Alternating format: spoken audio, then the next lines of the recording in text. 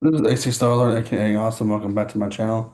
And this is about Masters of the Universe. I want to say He-Man and the Masters of the Universe because that's what originally what the cartoon's called. But Masters of the Universe is a fun film. I saw it last night. Some people probably saw it on Wednesday. I saw it last night, which is Thursday, and today is Friday. Also, Scary Movie 6 is out as well, which I'm gonna go do that too. Go see that too eventually. This movie was fun. This actually was what I was looking for. A better version of the live action one from 1987, I believe. That one came out in 1987. Um, that guy also, the original He-Man actually had a cameo though. He said safe travels to him. So to Prince Adam, we follow Prince Adam and his Prince Adam when he was a child to being this warrior to being this young man that works in HR and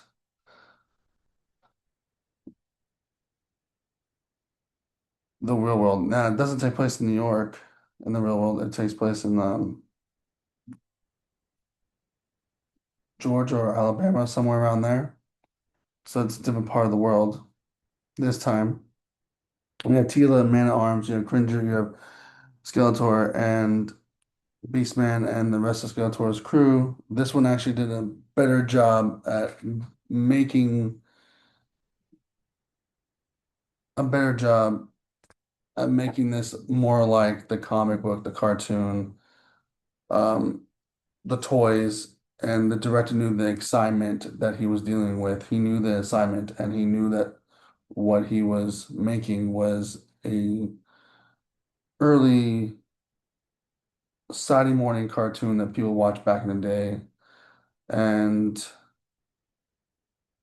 it was a fun film. I had fun with this. Adam learns how to be a warrior eventually, or learns how to be the superhero of He-Man, and then Skeletor, all he wants is the sword to have the power, basically his motivation. Man at Arms even learns how to be a better man at arms. Tila is just there to hold everyone together. The sorceress helps He-Man. They also did a storyline when he was a kid and his mom and dad were taken from Skeletor. Skeletor takes over the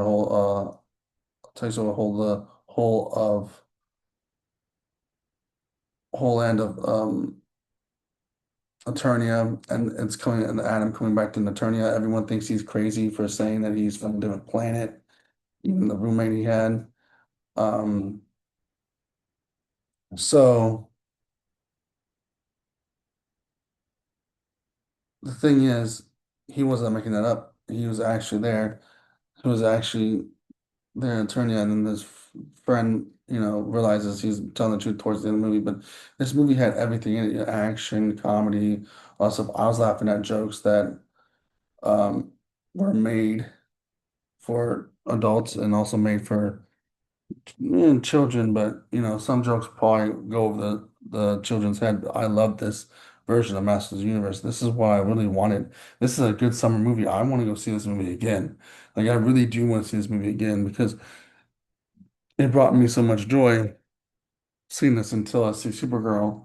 That's also going to bring me some joy until I see Supergirl. But this actually was exactly what I grew up watching, and also, like I said, in the vlogs when I watched Kevin Smith, when he did his TV show, he was a fan of it. I'm a fan of this. It gave um, a good perspective of this movie, and you can tell that the actors in here were sort of fans of this cartoon or heard of this cartoon because they did their best they possibly can. Now, Jared Leto was the best Skeletor I ever seen. I don't know if he was in the Skeletor suit there or costume. But I know he did the voice, and the voice was iconic. It wasn't going, "I'll get you next time, He-Man." No, it's not that voice. It was a different voice. It was completely like you have Jared Leto pulled on the silly cartoon side of Skeletor, but also playing him seriously and also playing him more dramatic and more evil and more like you felt it.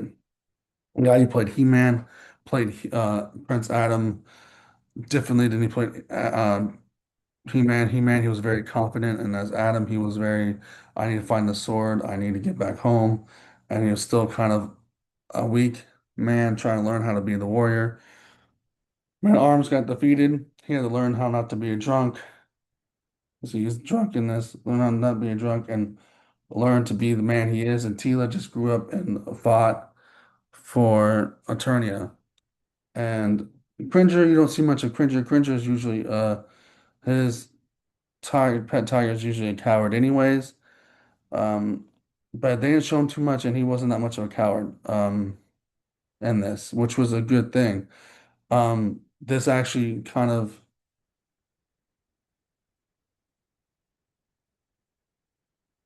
had elements from the cartoon in here too. The other cartoons that they made, several different ones they made, even the original one, they even had "Hey, hey, hey, what's going on? I stepped I stepped down the hall the morning I screamed, hey, hey, hey, what's going on?"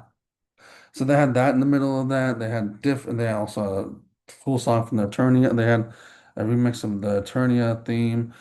Everything. This movie was awesome. Like I said, this was a movie that I want to go see a second time. Um, I enjoyed it.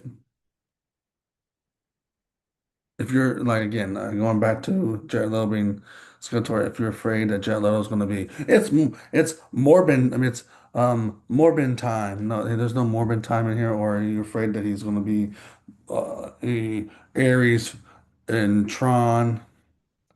Ares, Tron Ares is great. I'm sorry to say this, but I'm saying in this, Tron Ares was great. I thought he was great in that. But if you guys are worried about it's Morbin time and he's going to be Morbius, no, it's Skeletor, and he plays a very good Skeletor, and he does a very good job. He actually understood what Skeletor is and took Skeletor to the next level. So I would not want to hear any bashing of Jared Leto playing Skeletor because Jared Leto made Skeletor work. Same thing, the guy who plays He-Man made it work, and the girl from Riverdale that plays Tila, who played Veronica Lodge, made Tila work. I don't know how they never discussed how Tila is related to Idris Elba's Man at Arms because she's Mexican descent in real life and he's black, but unless she's adopted, it's very confusing nonetheless. But even in the show, even in like Kevin Smith's show, Tila has a little bit more darker skin than Man at Arms and his version, but in the cartoon, the original cartoon, they're father and daughter, and they're both the same color skin, so that shouldn't really matter. But yeah, this movie was fun. This movie was great, and everything in it that you're looking for. If you're a big you're a big um, Master of the Universe fan or a He-Man fan, go check this out. This movie is gonna make you want to go see it again. Now, I want to see this again before Supergirl comes out, and I know Toy Story comes out before Supergirl as well, so I'm excited for that. But like, this is just holding me off till Supergirl, and maybe when I go see Supergirl, I'll see it with my best friend, because that graphic novel for that was fantastic, and hopefully I can get the hardback copy at some point.